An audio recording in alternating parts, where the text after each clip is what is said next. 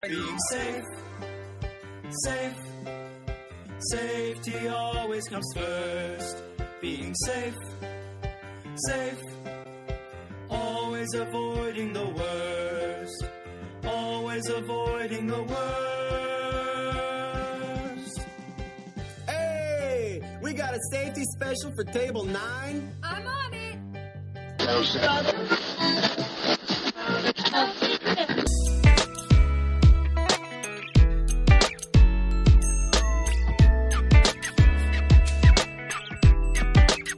Howdy, everybody. It's the Pre-Accident Podcast, and I'm your host, Todd Conklin.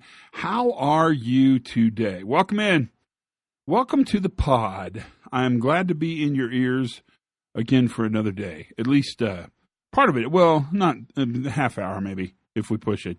So today's podcast, you're going to like. You're really going to like. It's fun. It's a really good time. The summer is zooming by, but I think that's more good news than bad news. I can only tell you that I'm having a marvelous time and have seen a lot of friends and reconnected. And the meeting in Denver, the little workshop in Denver, was really great. I enjoyed it immensely. What a fun workshop. And there's more to come. There's one in October. So I know we sold out really fast, and I'm sorry about that. But we'll open up a meeting. It's like the 2nd, 3rd, and 4th of October. And I can't really find a place to do it yet, but I've been asked to do it in the South. So I'm looking at interesting South places to do the meeting. So that'll be fun. So that's coming up as well. As for me, man, just all sorts of excitement. I mean, everything's exciting. As we speak today, I am probably on a vacation with my parents and family, and they're going to bring their friends, and we're going to take a little boat trip to Cuba. So I should have pretty good reports from that. If I don't tell them to you, remind me to tell them to you, and I'll get them told. Other than that, man, it's just it's a screaming fun day, and the podcast is doing great, and life is grand, and the world's getting better. I mostly am encouraged today, but how could you not be? The weather's amazing, and I'm enjoying some leisure. Leisure is good, is really good. So let's talk about the podcast for today, because you're going to like this. So I want to introduce Dr. Sarah Tabor. And what you need to know about Sarah is that she is a safety professional, but she's in a safety profession area that may be new to some of us, or maybe most of us on the podcast. Dr. Tabor is a food safety specialist. And could this be more timely? In fact, her specialty areas are lettuce and herbs. And if you're following the news at all, you know this has been a big deal. And she talks about, I don't know how else to describe it other than just it's a systems view of understanding food safety. But it is completely worth listening to. I can't even tell you how pleased I was with this podcast. It went to places that I didn't think it'd go to. I mean, I didn't think it would not go there, but it went to places that I hadn't really connected together in the safety world, food world, culture world. It's all really there. She's been doing crop safety work, lettuce and herb work since 2006, and she focused for a long time on regulatory compliance, which is a foundational issue. I mean, that's what we do. But she's gotten to the point now where she's really taken more of a new view approach to understanding this very, very complex and quite socially important and politically interesting world that she lives in. And she works as an auditor. I mean, the similarities to industrial safety or to new safety or to food safety are quite remarkable. She's got that ability to look at the environment and draw some very interesting data very early to understand operational discipline, understand the sort of the culture of food safety, understand power and leadership. It's really, you're going to like this. It's a good one to listen to. So maybe what I should do is just introduce you to Dr. Sarah Tabor, and you can hang out and listen to her. And then maybe at the end of the podcast, we'll come back and talk more about this. How's that sound? So without any further messing around, because clearly I'm kind of messing around, this is Sarah Tabor on the Pre-Accident Podcast. So I do food safety auditing and consulting. It's something you'll find in the food safety world is a lot of people have about 14 different side hustles. There's a lot of contracting. So again, I do a lot of auditing, do a lot of consulting.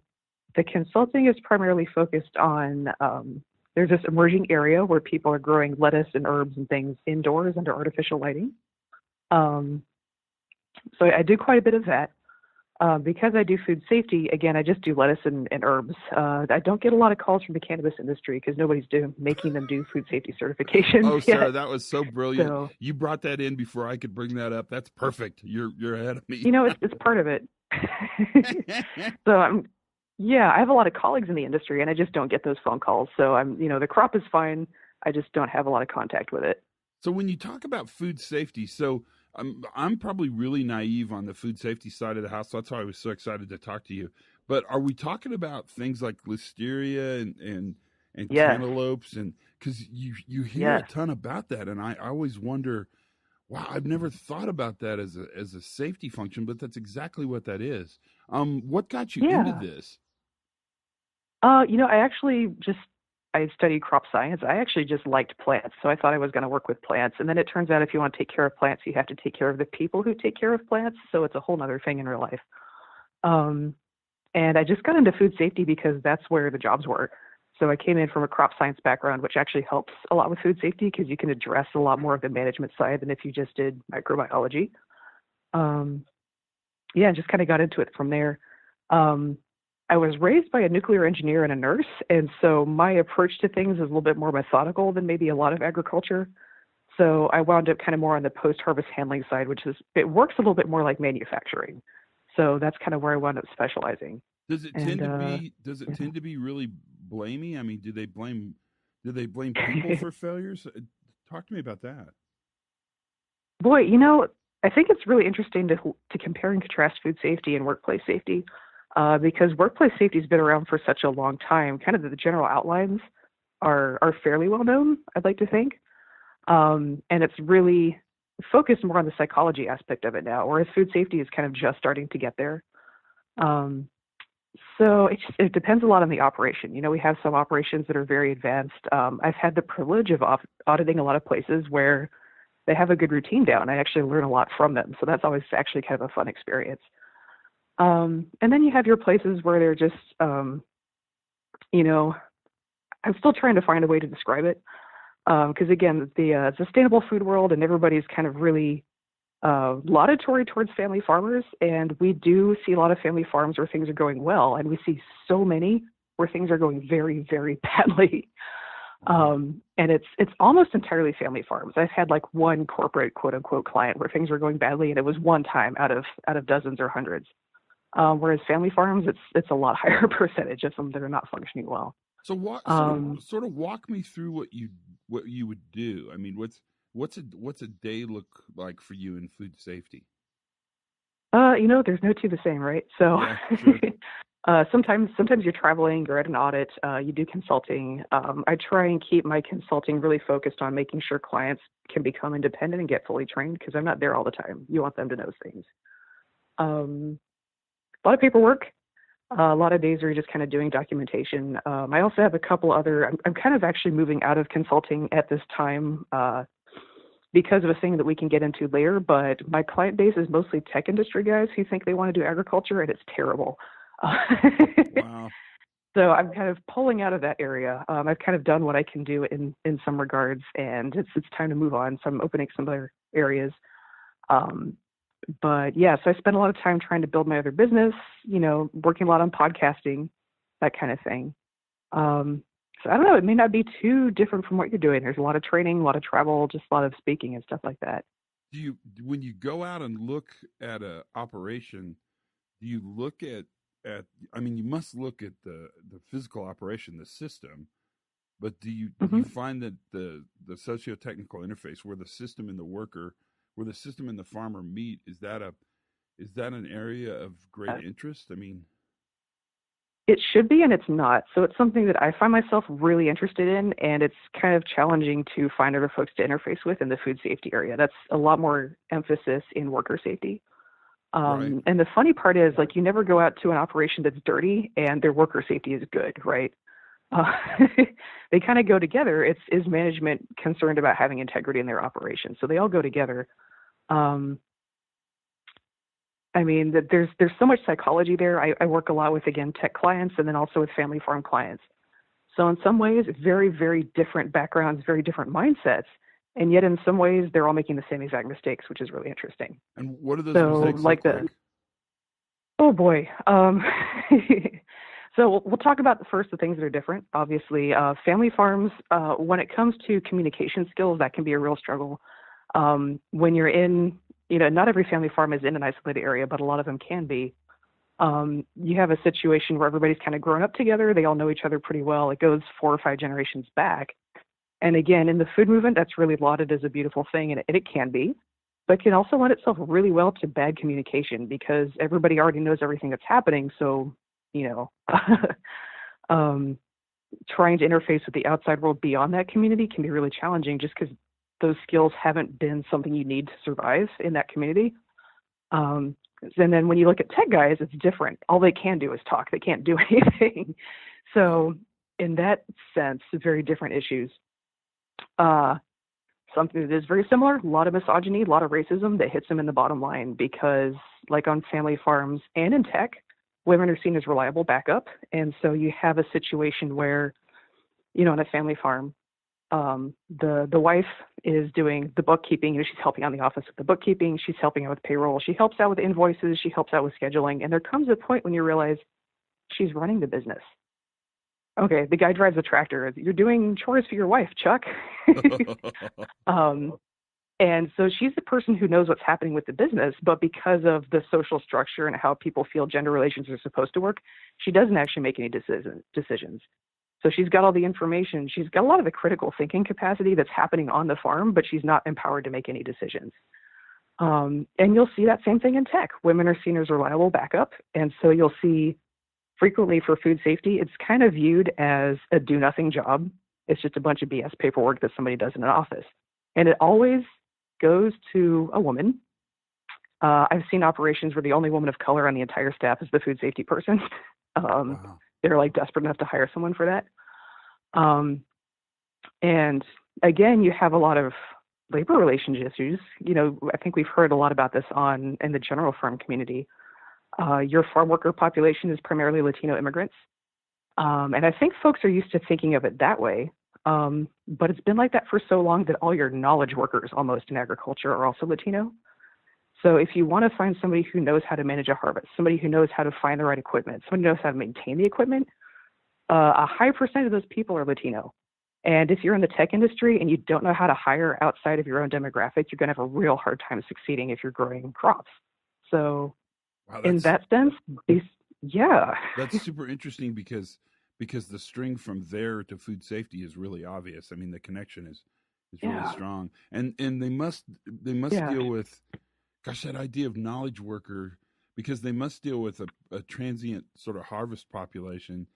Guys that move up and down picking different crops for different people, and so there's probably these long-term relationships, years after years after years of people working. Wow, that's interesting. Yeah. And I mean, the tech industry, it's hilarious because a lot of them are based in the Bay Area, and it's right next to the richest concentration of really smart, really skilled farm workers and farm knowledge workers in the continental United States. But they have no idea that they're there. So the folks in Silicon Valley cannot hire these people because they don't even know they're there. They don't realize that there is a knowledge base that they need, and then it's right next door. They have no idea. So that's really fascinating to watch. You look at how they... That's quite that's actually, I find that really interesting. That's quite remarkable, actually. Yeah, I mean, it's about on par for the tech industry, right? But it's just fun to watch it come into your own industry. There's certain ways where if you want to harvest, say, for example, if you're growing lettuce, your main labor input is going to be harvest. That's a big cost. So you want to optimize your system to at least allow for a quick harvest. But you'll see a lot of operations, the tech guys are really kind of obsessed with the grow up part, and they don't realize that human manipulation is part of that. So they don't design like enough aisle space for people to walk down and do things, including harvest. I just think, if you'd brought on like one agricultural knowledge worker from the next couple counties over, you would never have this problem. You would have built your thing entirely differently. But that's not considered an outreach that they should do. Is this kind of food safety, especially around like lettuces, like leaf lettuce and herbs, is it becoming more? Is it because of like Chipotle? I mean, you can't have this conversation on this podcast and probably not talk about Chipotle. Is it becoming more and more prevalent? Is it getting more attention? Food safety or kind of taking preventive steps to keep problems from happening? So both really. Of course, I'm more interested in the second than the first, but yeah, both is really a good answer. Right. So it's an emerging field, right? So the way that food safety works, I think folks are really fixated on the government regulations. But if you're actually in the industry, the government regulations are very basic. And in order to actually sell to a retailer, you need to meet a much higher standard. So the retailers have supply chain standards you have to meet, and that's what you should really be worried about. Right. And those, again, like you kind of mentioned, there's the physical practices versus the social and emotional aspect of it. So your more basic audits are very fixed just on your physical practices, wash hands, that kind of thing. And they'll level up a little bit into management responsibilities. Like if you want people to wash your hands, you need to have sinks with hot running water and paper towels and soap. That's your next level. And then your more advanced audits, which they'll typically require, like the more you process food, the more handling and contact there is, they're going to require a more advanced audit. Those are the ones that get into kind of like the emotional and like social aspects of the operation.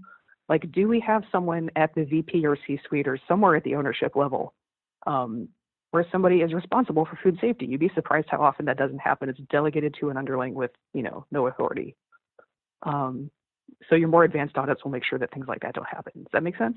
Yeah, completely. I mean, what scares me about this is that your entire crop could be disqualified if the client food safety, not the compliance food safety, but the quality and safety things for the buyer is not met. That's actually seems relatively high consequence.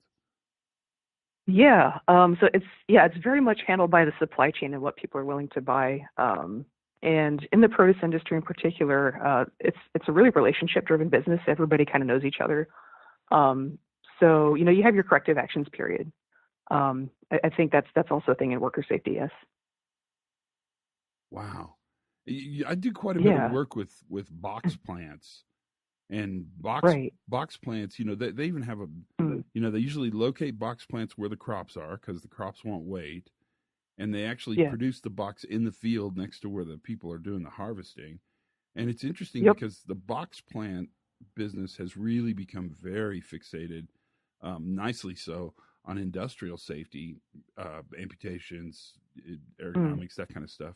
But it's not really bumping on out to the field, and those guys are 4 feet away from each other. So what's interesting? What's the future hold? I mean, what's it look like? What are you doing to make the world a better place? Right. Well, I think at this point, kind of like I mentioned, a lot of your more advanced food processing facilities, like the folks who make Cheetos and the folks who cut meat, have already been under regulation for food safety for quite some time. And now it's pushing out into a little bit more obscure crops like sweet potatoes, pretty low risk. But a couple counties over from where I live, they're having a sweet potato boom right now. So they're starting to export. So the requirements get a little bit higher when you're exporting as opposed to when you're selling at the county store. So now they're having to experience auditing for the first time. So it's kind of like every community in agriculture kind of goes through this process of leveling up. They start out with pretty local trade, which is good and all. But seeing as how North America has way more land than people and most places are not like that, export is going to be part of life. So these communities started out selling very locally with very low requirements and very low friction in your transactions. And now they're starting to level up into export stuff where there's a lot more questions about pesticide use. There's a lot more questions about microbiological quality. So it's kind of interesting to watch these communities go through those steps. And as an auditor, you're always working with, California is pretty advanced, but different crops may not quite be there yet. But they get to learn from their neighbors Whereas in maybe this part of North Carolina, no one's ever been audited before, so no one has neighbors to learn from. So it's a different learning curve. So just a lot of leveling up and kind of getting everybody on the same page, I think, is where we're at for now. You may see this to some extent in worker safety, but in food safety, it kind of seems like it's very rare to have an outbreak where there were no indications beforehand that there were problems, right? So there's weak signals that'll tell you that you're about to have a listeria outbreak, or cantaloupes will have some kind right. of Right. What do those look Yeah. like? Well, there's listeria testing, right? So it likes to live in drains. There's also just things like general operational competence. I don't know if you get this, but often, after you've been to a few hundred farms and facilities, you can kind of walk onto one and you kind of taste the air and you feel the morale and you have a fairly good idea of where things are going to head for that day. I don't know if you get that. Yeah. Yeah, and it's a gut thing. It's not data, right? You can't base a report off of that. You need to actually go find out what's happening on the ground. But so many of those things that affect worker and food safety, they're relational, right? Are workers believed when they say that there's a problem? Are they being given the tools by management they need to accomplish what they need to accomplish? And if not, it's going to affect morale. And so you can almost tell just by that how things are going to go. So I think, in agriculture, we don't talk about feelings a lot.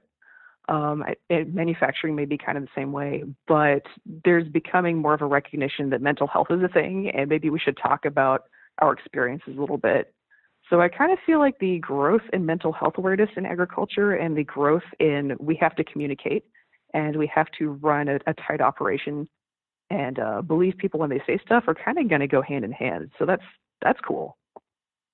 That's really interesting because you're talking about really creating a culture of reliability. So you're talking about trust, communication, early detection, probably some kind of near miss reporting, but not near miss like the tractor almost hit me, but near miss reporting like we're drifting on our food safety requirements in this field for this reason. Wow. Yeah, exactly. Do you find do you find that you mostly recommend system fixes, or do you mostly recommend people fixes? Maybe a little orthogonal to your question, but what I find telling people when I'm training my clients on corrective actions, and this is both for the farm side and like traditional ag side and then for the tech, I always tell them, there's the 5 whys. An addendum I like to make to that is keep asking why until there's something management is supposed to do. Because if you don't make it to there, you're not going to get any kind of permanent fix. So that's, and what I find in tech kind of adjacent to that is they're really fixated on tools and data, right? Right. There's not always recognition that when you get the data, then you have to know what to do with it. There's not recognition of that yet at this point. So I've had occasions where clients were getting pretty clear signals that they had a problem and ignoring them, even though I'd already trained them on how to interpret this data. Simply because their venture capital model requires very rapid growth, and to fix this problem would mean they needed to scrap this whole thing they'd been doing and not go forward with it. And that was simply not allowed under their funding model. So that, I think, is going to be something to look at as the tech industry gets into food, is they do not have the, that business model does not allow for risk assessment and just handling risk. So that's going to be fun. It worked okay in software, but with food, it's a whole different thing. Wow. I'm stunned because just hearing you talk, it's the organic world meets the physical world. So you all the bio stuff meets physics, meets psychology. Yeah. And it all really comes together. It comes together in food safety. I mean, that's the place where everything meets. It's the place where everything comes together. Yeah. And kind of what I'm always trying to help people to understand is that food safety really kind of comes down to less is more. Less handling, you're going to have fewer opportunities for problems, right? Right. And less is more also applies to quality, and it applies to worker safety as well. You don't want to do something or intervene with your product unless it's actually going to create value. Which tells me, so if you're thinking, that sort of tells me that most of your corrective action thinking, probably most of the learning, really is looking at the system from the beginning to the end. I mean, it's everything you said. Yeah. It's the way the field is set up when it's planted, so that it can be harvested with less is more philosophy when it's harvested. That's remarkable. Exactly. And it hits your bottom line too, right? If you're doing unnecessary interventions, it affects your bottom line. So that's kind of where I try to bring clients to a place of understanding that emotionally, is understanding that less is more. And food safety is not here to ruin your life. It's here to help you tighten everything and kind of get to where you can run a tight ship and keep those margins down, right? So that's a different approach than most people are used to thinking of food safety as. And I'm sure you see that in manufacturing, like Tesla's having their struggles right now. Yeah. And a lot of that has to do, again, with those venture capital time and production pressures, right? Right. And so you cut corners in an attempt to make your money. But then you have an accident, and how much money are you making when you're cleaning brains off the floor? You know what I mean? Like, you got to take a break for that. But you're really right. Your observation between sort of the philosophical underpinnings of the tech industry and then those meeting up with, more classical manufacturing or classical farming, you really see this. The tech industry really prides itself in being scrappy and, doing lots of beta testing after production started. And and I suppose in the food industry, if you're testing after you're harvesting, it's too late. Yeah. And testing actually has really limited utility because you can get an outbreak with as little as one pathogen per several thousand pounds of produce. Wow. All right. So if you're relying on testing to fix your problems, you're in trouble. So you get a lot of tech clients, again, they're fixated on data, so they want to do all this testing, and I have to tell them that's not going to work. We actually got HACCP. Are you familiar with the HACCP program in food? No.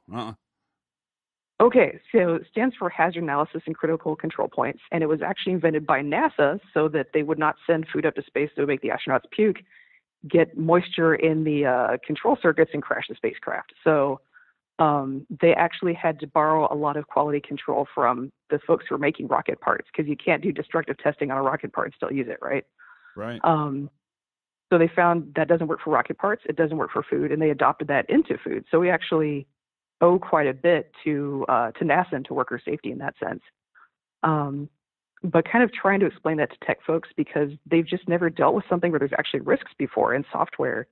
The worst thing that can happen is someone doesn't like your software, really. It's you can have data leaks and stuff like that. But with food and with worker safety, you can put someone 6 feet under. If you're building a dam and it fails, you could destroy an entire county. So the risk the risk is very different. And there's a different psychology and a different approach that goes with that. And the tech industry doesn't know that there's a learning curve they need to go through there. Wow. And so you have a whole podcast that covers all this. How do people listen to it? How do they find you? You can Google Farm to Tabor, and we're currently on SoundCloud. We're trying to make iTunes work, and it might have to wait until after the episode run is over. But we're out there on SoundCloud. Just Google Farm to Tabor. Okay, that's easy enough. Yeah. Thanks for a great podcast. This was amazing. I bet we talk again. Yeah, well, appreciate it. And then thank you so much for yours because it's been very helpful. And you address the psychology end of the business, and that's not something you hit a whole lot in food safety. So it's been very helpful. That's Sarah Tabor. What'd you think? I told you the whole notion of reliable partner and immigrant pickers and immigrant knowledge workers and we went to places I didn't think we'd go, but it was really interesting to go there. So the podcast started with a nod to Oregon Food Safety YouTube channel with Food Safety, the musical. I just clipped a little bit because I want to share it. So in case you see it, I don't want it to be a spoiler. But I bet you found this podcast very enlightening. I did. And this is why we do the podcast, so we can listen to what the rest of the world is thinking about when they think about the things we think about. And that, my friends, is completely worthwhile. So there we go. That is the podcast for today. Thank you for being a part of it. Learn something new every single day. I feel like we can check that off today. I bet you did. Have as much fun as you possibly can. And for goodness sakes, be safe.